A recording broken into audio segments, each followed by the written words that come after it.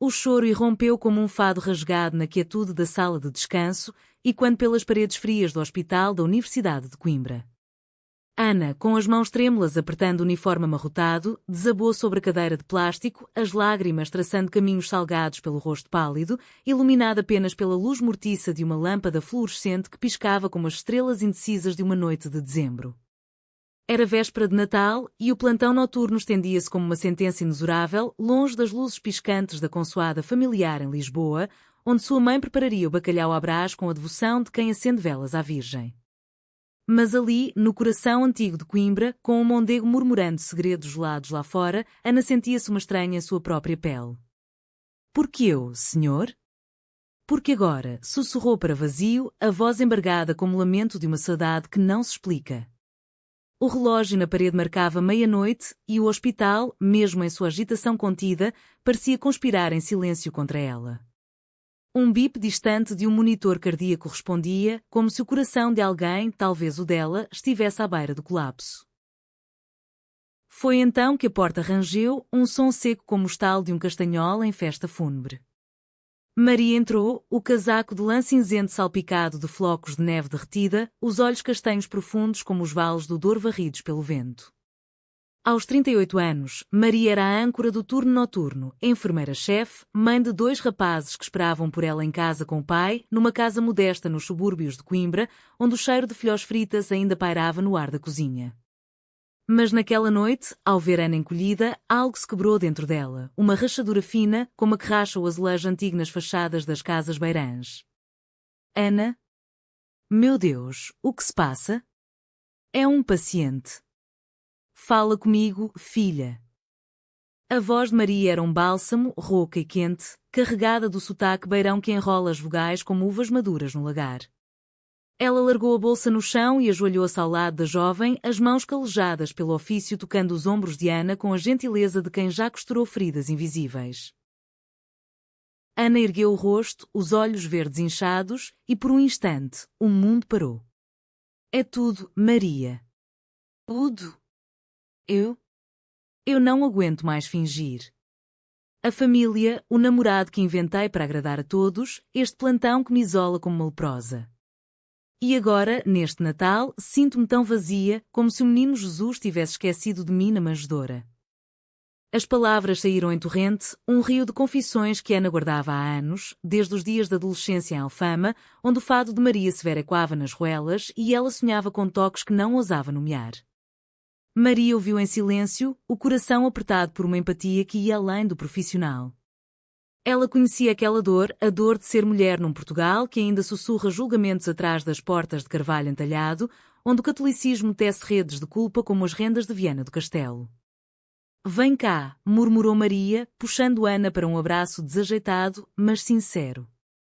O cheiro de lavanda do sabonete de Maria misturou-se ao odor estéril do hospital e, por um segundo, o frio da noite de dezembro pareceu menos cortante. Lá fora, Coimbra dormia sob um manto de neve rara, a neve que os velhos chamam de neve de anjo, caindo mansa sobre os telhados de telha vermelha da Baixa, onde as luzes natalinas piscavam como olhos de crianças à espera de rabanadas. O hospital, erguido no século XIX com a solidez das catedrais, pulsava com a vida frágil dos que desafiam o fim. Um idoso com pneumonia sonhando com as vindimas de 1970, uma mãe jovem em trabalho de parto antecipado, o choro do recém-nascido misturando-se ao canto distante de Noite Feliz que vazava do rádio da portaria. Maria e Ana separaram-se devagar e Maria, com um sorriso que dobrava as rugas suaves ao redor dos olhos, pegou na mão da colega. "Olha, é Natal. Aqui, entre bisturis e soros, também há milagres. Vamos trocar um presente? Não de papel brilhante, mas de alma. Eu começo, conta-me o teu segredo mais profundo, e eu conto o meu. Assim, dividimos o peso." Ana hesitou, mas o olhar de Maria, firme como as muralhas da universidade, convenceu-a. E assim, na penumbra da sala, sob o retrato desbotado de São João de Deus, patrono dos enfermeiros, as duas mulheres iniciaram uma troca que mudaria tudo. Ana falou primeiro, a voz tremendo como folhas de sobreiro ao vento do Alentejo. Contou da infância em Lisboa, das tardes no Chiado onde via casais entrelaçados e sentia um aperto no peito que não era inveja, mas desejo. Eu amo mulheres, Maria. Amo como o mar ama a costa, com força e recuos. Mas a minha mãe, com o rosário na mão, diz que é pecado, que Deus não tece amores assim. E o meu namorado, um colega de escola que eu uso como escudo. Ele nem sabe. As lágrimas voltaram, mas agora misturadas a um alívio catártico, como confessar num confessionário da Sé de Lisboa. Maria ouviu o coração e quando o ritmo de um violão fado, e quando Ana terminou, ela apertou a mão da jovem com mais força. Tu não estás sozinha, Ana. Eu? Eu também sei o que é isso. Há anos, antes de casar, eu amei uma rapariga em Coimbra. Chamava-se Inês, estudava letras na universidade. Nós passeávamos pelo Mondego ao pôr do sol, com os salgueiros chorando folhas no rio, e eu sentia que o mundo era nosso. Mas o medo. O medo de família, de sociedade, de um Portugal que ainda acorda com o eco da ditadura. Eu casei e tive filhos, mas Inês leva-se comigo como uma tatuagem na alma. A confissão de Maria saiu baixa, como um segredo partilhado ao ouvido num terreiro de romaria. O relógio avançou para a 1 da manhã e o hospital acordou com o burburinho de uma emergência, um acidente na estrada para Lamego, vítimas de um carro que derrapou na neve. Ana e Maria correram para a enfermaria, os uniformes farfalhando como saias de bailarina em trajes regionais. Trabalharam lado a lado, costurando feridas, acalmando gemidos, injetando morfina com a precisão de quem dança um rancho folclórico. Nessa dança sincronizada, algo floresceu. Olhares trocados sobre máscaras cirúrgicas, toques acidentais que demoravam um segundo a mais, o calor das mãos uma na outra ao passar um curativo. Quando a calmaria voltou, por volta das 3, elas voltaram à sala de descanso, exaustas mas vivas. O teu presente de alma foi o mais belo que recebi nestes anos, disse Maria, oferecendo a Ana uma chávena de chá de limão quente, infundido com hortelã do jardim da mãe dela em Mortágua. Ana sorriu pela primeira vez naquela noite, um sorriso tímido como o sol de inverno rompendo as nuvens sobre a Serra da Estrela. E o teu, Maria, é a prova de que não sou um monstro. Que há espaço para nós neste mundo de azulejos partidos. A noite prosseguiu em confissões entremeadas por tarefas. Enquanto limpavam um quarto, Ana falou dos sonhos de viajar para o Porto, dançar fado num tasco do bairro da Ribeira, livre para amar quem quisesse. Maria evocou memórias de Coimbra nos anos 90, quando a cidade fervilhava com a queima das fitas e ela e Inês roubavam beijos nos jardins do Botânico, sob o olhar indiferente das estátuas de Camões. Mas entre as risadas suaves, uma sombra pairava, o telefone de Maria vibrou, uma mensagem do marido, vem cedo, os miúdos querem a mãe para a missa da madrugada e o peso da vida dupla caiu sobre ela como a neve acumulada nos parapeitos. Ana percebeu e, em vez de ciúme, sentiu uma ternura protetora. Um dia, Maria, tu mereces um amor que não se esconda nas sombras da Sé. Maria baixou os olhos, tocando o anel de casamento como se fosse uma âncora. E tu, Ana? O que farás quando o plantão acabar e Lisboa chamar? A pergunta pairou, pesada como o sino da torre da universidade badalando as horas. Ao amanhecer, com o céu de Coimbra tingindo-se de rosa pálido sobre o Mondego, elas saíram para o pátio do hospital, onde uma árvore de Natal improvisada balançava ao vento, ornada com bolas de vidro pintadas à mão pelas enfermeiras do turno da manhã. Neve fresca cobria o chão e Ana, impulsiva, pegou um punhado e atirou em Maria, rindo como uma criança na romaria da Senhora da Lapa. Maria retaliou e, por minutos, o mundo reduziu-se àquela brincadeira pura, os flocos derretendo nos cabelos delas como bênçãos efêmeras. Feliz Natal, minha alma gêmea nesta loucura, disse Ana, ofegante, os olhos brilhando. Maria, com o coração em alvoroço, aproximou-se e, num gesto que desafiava o frio, roçou os lábios na testa de Ana, um beijo casto, mas carregado de promessas. Feliz Natal, Ana. Que este seja o primeiro de muitos. O sol de inverno mal aquecia os corredores do hospital quando o segundo dia de plantão começou, mas o calor entre Ana e Maria persistia como o aroma de pastéis de nata frescos vindos da padaria da esquina. Coimbra acordava devagar, as ruas da Sofia enchendo-se de estudantes com cachecóis às riscas da académica, apressados para as aulas na universidade, enquanto o cheiro de café coado misturava-se ao fumo das chaminés. No hospital, o fluxo de pacientes natalinos aumentava, avós com gripes teimosas, crianças com intoxicações de doces excessivos e um ou outro forasteiro perdido nas estradas nevadas do interior. Ana, revigorada pela confissão da noite anterior, movia-se com uma leveza nova, como se tivesse deixado para trás o peso de uma trouxa de lençóis sujos. Mas o destino, caprichoso como o fado que muda de tom num acorde, preparava a primeira racha na sua frágil harmonia. Maria chegara cedo, trazendo uma cesta tecida à mão, cheia de broas de mel e amêndoas torradas, herança da avó Beirã que cozinhava para as festas da aldeia. Para adoçar o dia, disse ela ao partilhar com as colegas, mas os olhos demoravam-se em Ana, traçando curvas invisíveis no ar entre elas. Durante o almoço apressado na cantina, uma sopa de couve galega fumegante e pão de milho crocante. Ana contou anedotas da sua infância lisboeta, as feiras de São António onde roubava beijos em carrosséis, fingindo serem de rapazes, mas sonhando com as raparigas de tranças que dançavam ao som de marchas populares. Maria riu, um riso gutural que ecoava os contos de Eça de Queiroz, cheios de ironia e melancolia.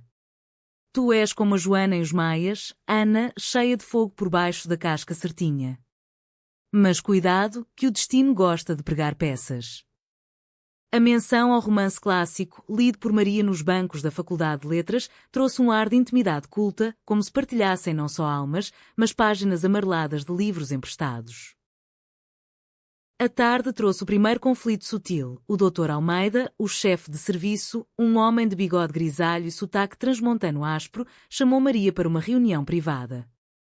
Ana, ao passar pela porta entreaberta, ouviu fragmentos, família em primeiro lugar, rumores no turno, concentra-te no trabalho, e o estômago contraiu-se como se engolira vinagre de maçã alentejano. Quando Maria saiu, o rosto pálido como queijo fresco, Ana não resistiu. O que foi? Ele sabe. Sobre nós? Maria abanou a cabeça, forçando um sorriso. Nada disso, tola. É só o cansaço do Natal, as queixas de uma auxiliar ciumenta. Mas o meu marido ligou. Os miúdos querem uma ceia decente amanhã e eu prometi ir mais cedo. A palavra marido caiu como uma pedra no rio calmo, criando ondas de dúvida. Ana sentiu o ciúme brotar, verde e ácido como os limões do Algarve, mas engoliu-o, substituindo-o por compreensão. Vai, Maria. A família é sagrada, como o bacalhau na mesa de consoada. Eu fico aqui, guardando forte. No entanto, a dúvida instalou-se como a umidade que rói as paredes das casas coimbrãs antigas. Durante o turno da tarde, enquanto atendia uma idosa com artrite, vinda das aldeias do Dão, que contava histórias de vindimas passadas e amores perdidos, Ana e Maria trocaram olhares carregados. A idosa, com olhos sábios como oliveiras centenárias, notou: vocês duas têm uma luz especial, como as lanternas na Romaria de Monsanto. Não a deixem apagar por medos tolos. As palavras ecoaram, e na pausa seguinte, no terraço do hospital com vista para a ponte de Santa Clara, Ana confrontou o silêncio. Maria, ontem foi real? Ou foi só Natal, com o seu vinho do Porto a soltar línguas? Maria virou-se, o vento bagunçando as tranças, e pegou nas mãos de Ana, frias apesar das luvas. Foi real como o mondego que corre sob nós, Ana. Mas a vida. A vida é um fado com pausas dolorosas. Eu amo meu marido como se ama um irmão, um porto seguro. Mas contigo é diferente, é como acordar para o sol depois de uma noite de tormenta. O beijo que se seguiu foi leve, um roçar de lábios sob o seu cinzento, prometendo mais do que podia cumprir. A noite caiu cedo, trazendo com ela o segundo plantão natalino, agora na véspera de São Silvestre. O hospital encheu-se de ecos festivos, um grupo de voluntários cantando a 10 fideles na capela, o cheiro de raivosos assados vazando da cozinha dos funcionários. Ana e Maria, unidas pela rotina, cuidavam de um jovem com apendicite aguda, um estudante de direito que delirava com teses sobre liberdades civis. O amor não tem leis, só corações, murmurou ele entre dores, e as duas trocaram um sorriso cúmplice. Mas o idílio foi interrompido por um telefonema, a irmã de Ana, de Lisboa, chorando ao telefone. Vem para casa, mana. A mãe está mal e tu sabes que ela quer-te casada, normal, antes que o ano acabe. Ana desligou, o rosto contraído, e correu para o armário de medicamentos, fingindo contar seringas. Maria seguiu-a, encontrando-a encostada à parede, soluçando baixinho. Eles não entendem, Maria. Nunca entenderão. Maria abraçou-a, o corpo pressionado no espaço exíguo, e sussurrou: então fica aqui, em Coimbra. Comigo. Vamos construir o nosso próprio Natal, longe dos olhares. A promessa pairou como fumaça de lareira, mas a realidade mordia. No fim do turno, Maria recebeu uma mensagem do marido, com foto dos filhos decorando a árvore com enfeites de cortiça da feira de São Mateus. O coração dela partiu-se um pouco mais, e ao despedir-se de Ana no pátio nevado, o beijo de boa noite foi mais urgente, mais desesperado. Amanhã, prometo, falamos de futuro, disse Maria, mas Ana, vendo a hesitação nos olhos dela, sentiu a primeira semente de traição, não de Maria, mas do destino que as separava. Enquanto caminhava para o quarto alugado na Alta, com as luzes da cidade refletindo no chão molhado, Ana sonhou com um Portugal onde o amor lésbico fosse tão natural como o vinho verde nas mesas de verão. Mas o sonho era frágil, como a neve que derretia ao toque do amanhecer. O terceiro dia amanheceu com um sol tímido filtrando pelas persianas do hospital, pintando listras douradas nos corredores como os raios que iluminam os vitrais da Sé Velha. Coimbra, cidade de estudantes e lendas, pulsava com a azáfama pós-natalina, as livrarias da Rua da Sofia vendendo edições ilustradas de mensagem de pessoa, enquanto o aroma de belinhas invadia as ruas, símbolo de um ano novo cheio de esperanças renovadas. No hospital, o plantão estendia-se, e Ana acordou com um aperto no peito, o eco das palavras da irmã reverberando como o sino da Torre da Fama. Ela vestiu o uniforme com mãos mecânicas, mas o colar de contas de coral que Maria lhe dera na véspera, um talismã da avó dela, vindo de Aveiro, aquecia a pele como um lembrete de que o amor, mesmo incipiente, era real. Maria já estava lá, coordenando a equipa com a eficiência de quem cresceu entre vinhas do Dão, onde o tempo se mede em ciclos de poda e colheita. Durante a ronda matinal, elas cuidaram de uma paciente terminal, uma poetisa idosa de Leiria que recitava versos de Florbela Espanca entre golfadas de oxigênio. O amor é fogo que arde sem se ver, murmurou a senhora, os olhos fixos em Ana Maria, como se visse o invisível. As palavras de Florbela, com sua paixão lésbica velada, tocaram Ana profundamente, e ao saírem do quarto, ela sussurrou para Maria: és o meu fogo, sabes? Mas e se ele nos consumir? Maria, com um sorriso melancólico, respondeu: então que nos consuma, Ana. Melhor arder do que congelar na dúvida. O momento foi interrompido por um código azul, um cardíaco no bloco operatório, e elas correram, mãos unidas por um segundo sob as luvas estéreis. A pausa do almoço trouxe um respiro. Sentadas no jardim interno do hospital, rodeadas por canteiros de ervas medicinais, camomila e erva cidreira colhidas para chás calmantes, elas partilharam um piquenique improvisado, queijo da serra enfimado com pão alentejano e azeitonas de Elvas. Maria falou da sua juventude em Coimbra, dos anos em que estudava enfermagem, e Inês era o seu segredo mais doce, como um morango escondido numa rabaça.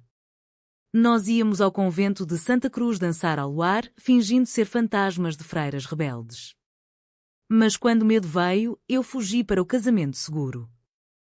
Ana ouviu, traçando padrões na neve derretida com o dedo, e confessou o seu próprio pavor. A minha família espera um casamento em abril, com bolo rei e tudo. Se souberem, será o fim. O ar entre elas carregou-se de tensão, mas Maria inclinou-se e beijou-a devagar, um beijo que sabia sal e esperança, selando uma promessa tácita de enfrentar o vendaval juntas. Mas o vendaval chegou mais cedo, na forma de uma visita inesperada. À tarde, enquanto Ana administrava um soro a um menino com asma, a porta abriu-se e entrou o Dr. Almeida, acompanhado pela auxiliar ciumenta, a Dona Fátima, uma mulher de buçaco com língua afiada como ouriço cacheiro.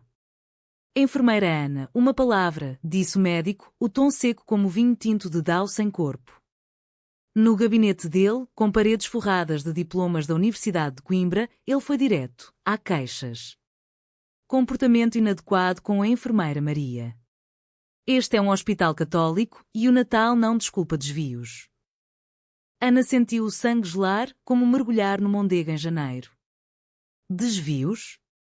Nós só. Somos amigas, senhor doutor. Mas o olhar dele, paternalista e acusador, cortava como bisturi. Amigas não trocam olhares como amantes em fado.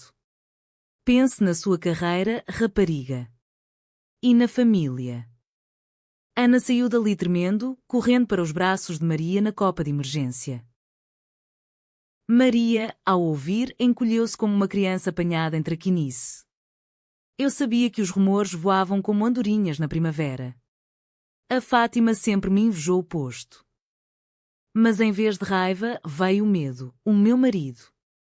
Se souber, os miúdos sofrerão. O conflito irrompeu então num sussurro febril. Ana acusou-a de covardia, de oferecer amor a meias, como um vinho aguado. Maria defendeu-se com lágrimas, evocando o peso das responsabilidades, o Portugal que ainda julga as mulheres por duplidade. Eu amo-te, Ana, mas não posso queimar tudo num instante. A discussão terminou com Ana saindo porta fora, para o frio da rua, onde a neve voltara a cair, grossa e impiedosa. Caminhou pelas margens do Mondego, passando pela ponte de Recardes, onde casais heterossexuais passeavam de mãos dadas, livres sob as luzes da cidade. O coração dela doía como uma ferida aberta, e ela sentou-se num banco, chorando por um amor que parecia destinado ao naufrágio. Horas depois, Maria encontrou-a ali, embrulhada num jarro de lã que trouxera de casa. Perdoa-me, implorou, ajoelhando na neve. Eu sou fraca, mas contigo aprendo força. Vamos devagar, mas juntas. Ana, exausta, rendeu-se ao abraço, e elas voltaram ao hospital de braços dados, invisíveis aos olhos do mundo. O turno da noite trouxe reconciliação. Enquanto velavam uma doente em coma, trocaram histórias de superação. Maria de como sobreviver à perda de Inês num acidente de autocarro, Ana de uma tentativa falhada de namoro com uma colega em Lisboa. O laço apertou-se, romântico e profundo, como raízes de sobreiro entrelaçando-se na terra seca. Mas a semente da dúvida, plantada pelo Dr. Almeida, germinava. Ana recebeu um e-mail da mãe, com fotos de vestidos de noiva, e o pânico voltou. E se tivermos de escolher entre nós e o mundo? Maria, beijando-lhe a mão, respondeu: então escolhemos o amor, como as heroínas de Sofia de Melbrenner, que desafiam o má. Ao raiar do dia, com um céu de Coimbra avermelhado como o vinho do Porto, elas prometeram fidelidade num juramento sussurrado junto à estátua de Dédiniz no pátio da universidade, visível da janela do hospital. Mas o destino, tecelão cruel, tecia já a teia da traição maior. O quarto dia de plantão mergulhou Coimbra num manto de geada que crepitava sob as botas, como o som de castanhas assando nas ruas da Baixa durante magusto. O hospital, com suas torres góticas lembrando os conventos medievais, recebia agora os ecos do Ano Novo, fogos distantes sobre o Mondego, o tilintar de copos em brindes invisíveis. Ana e Maria, unidas pela promessa da véspera, moviam-se com uma cumplicidade tensa, como dançarinas de um vira-beirão que pisam cautelosas no ritmo. O amor delas florescera em toques roubados, um roçar de dedos ao passar um estetoscópio, um olhar prolongado durante a contagem de medicamentos, mas a sombra do Dr. Almeida pairava, e com ela, o medo de que o segredo se revelasse como uma carta de bulas antigas exposta ao escrutínio público. A manhã trouxe uma calmaria rara. Uma idosa recuperada de pneumonia, vinda das terras de Sor, presenteou-as com um bordado de ponto de Viana, representando o coração de Maria entrelaçado com rosas.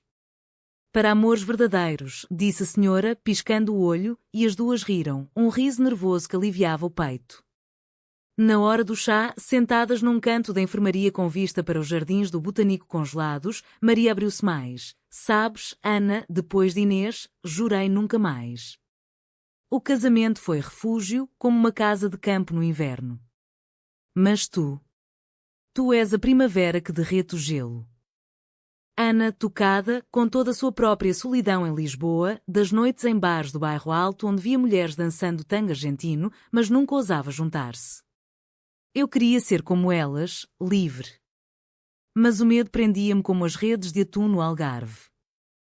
O diálogo fluía rico em metáforas portuguesas, evocando poetas como Teixeira de Pascoais, cujos versos falam de almas entrelaçadas na névoa do Minho.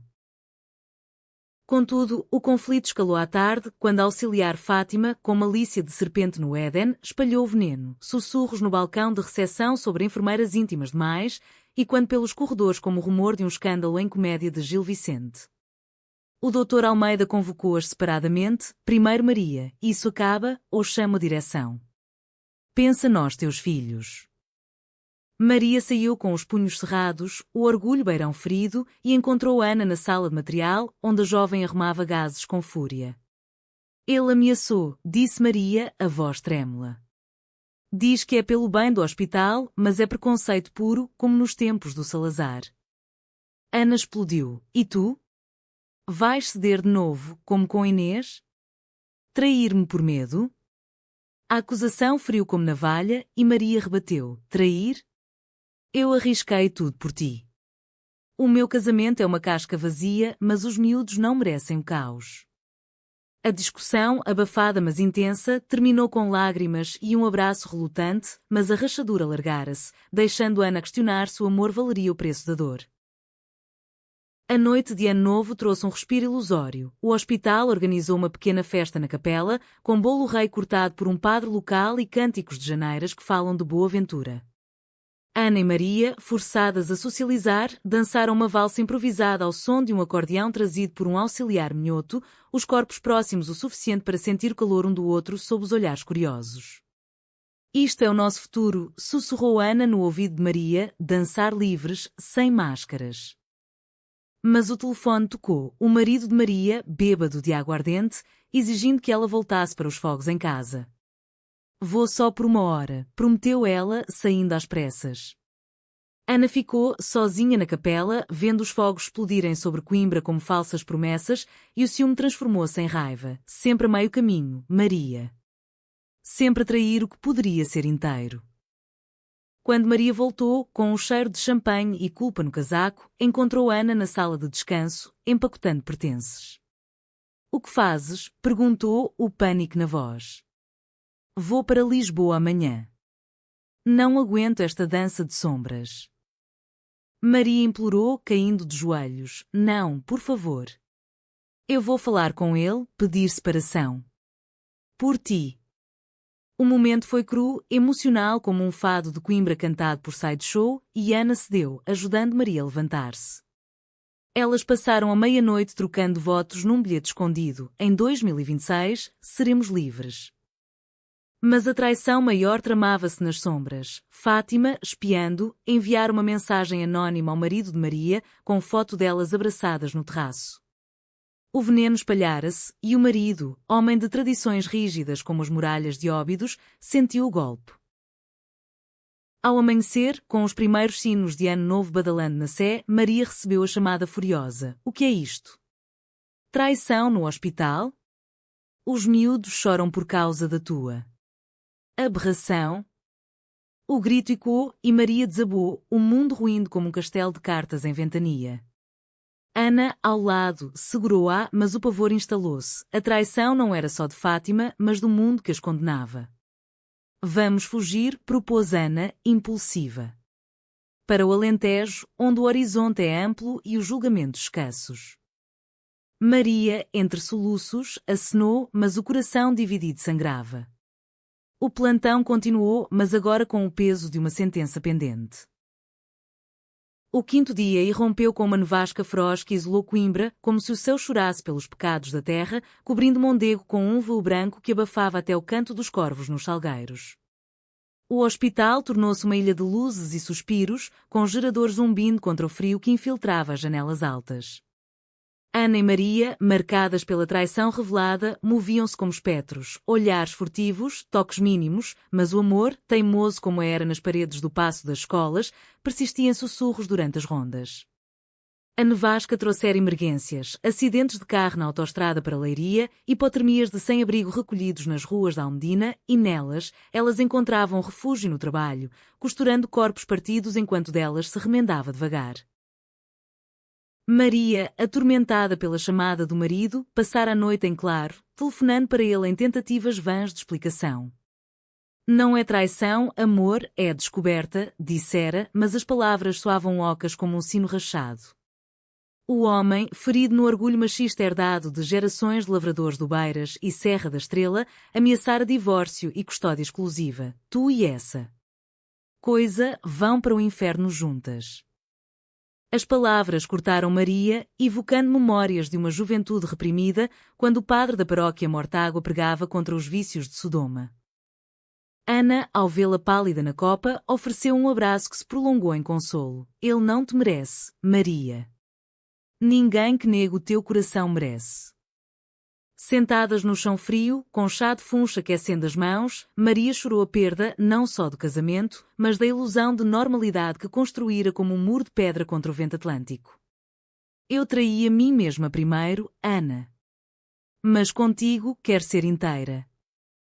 O dia trouxe o confronto inevitável. O Dr. Almeida, informado pelo marido de Maria via um contacto comum na direção, convocou uma reunião de emergência na sala de administração, com paredes adornadas de azulejos setecentistas representando milagres de São Bartolomeu.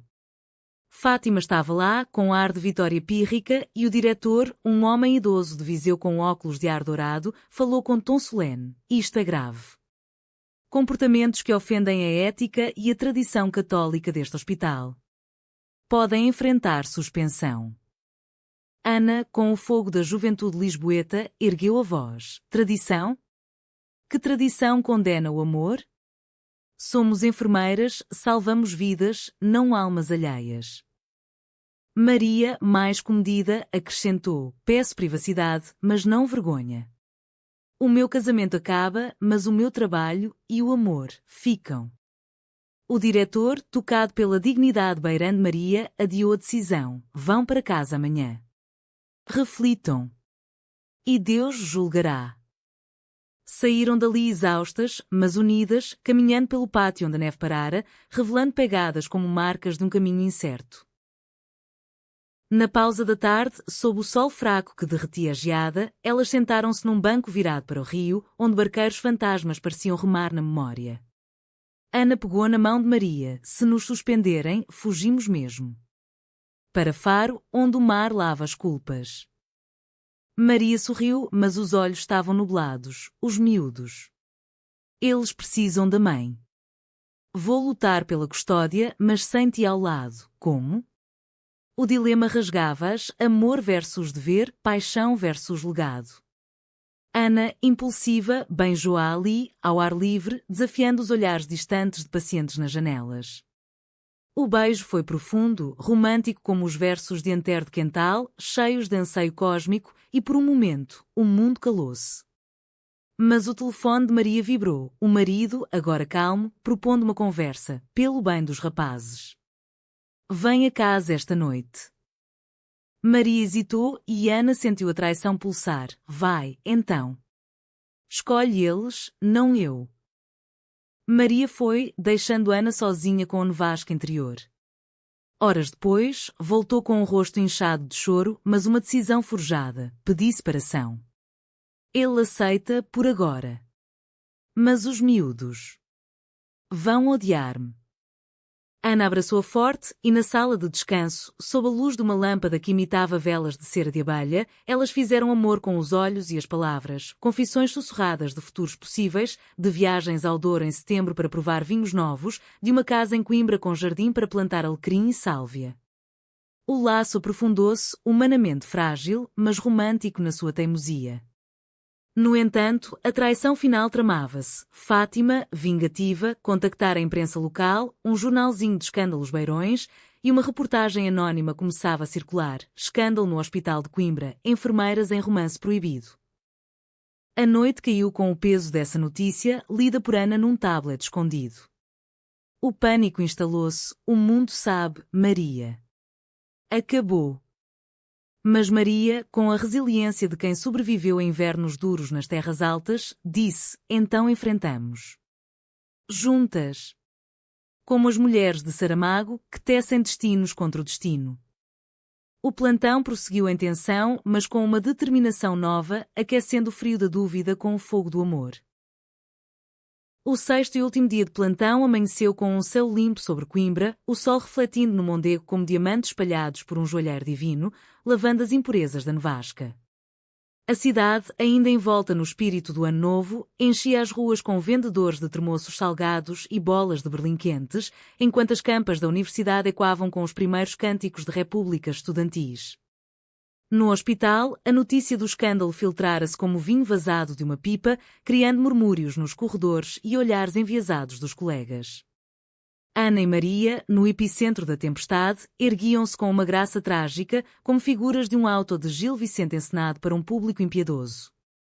O amor delas, agora público e ferido, transformara-se num hino silencioso à humanidade, prova de que, mesmo em terras de santos e pecadores, o coração não obedece a decretos.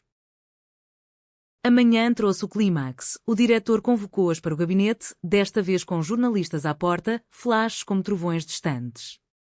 A direção decidiu suspensão de 15 dias, com investigação.